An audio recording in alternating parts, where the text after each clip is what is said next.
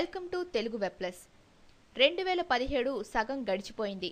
అంటే first half complete అయిపోయింది. గడిచిన ఈ 6 నెలల్లో టాలీవుడ్ పగిలిపోయే రికార్డులు సృష్టించింది. చిరంజీవి, పవన్ కళ్యాణ్, ప్రభాస్, అల్లు అర్జున్, వెంకటేష్, నాగార్జున వంటి టాలీవుడ్ టాప్ హీరోలందరి సినిమాలు విడుదలై ఇండస్ట్రీ కళకళలాడింది.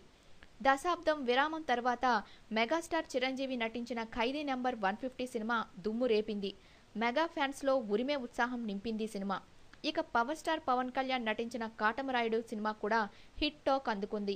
ఆ తర్వాత ప్రభాస్ నటించిన భారీ ప్రాజెక్ట్ బాహుబలి 2 విడుదలై ఇండియన్ సినిమా రికార్డులన్నీ స్మాష్ చేసేసింది. ఒక తెలుగు సినిమాకు ఈ రేంజ్ స్టామినా ఉందా అంటూ ప్రపంచం నివ్వెరపోయింది. జక్కన్న సృష్టించిన ఈ సినిమా ఇప్పటి వరకు 1800 కోట్లకు పైగానే కలెక్షన్లను సాధించింది. ఇక విక్టరీ వెంకటేష్ గురు సినిమాతో మరో హిట్ కొట్టాడు. నాగార్జున సినిమా ఓం వెంకటేశాయ మాత్రం అంచనాలను అందుకోలేకపోయింది.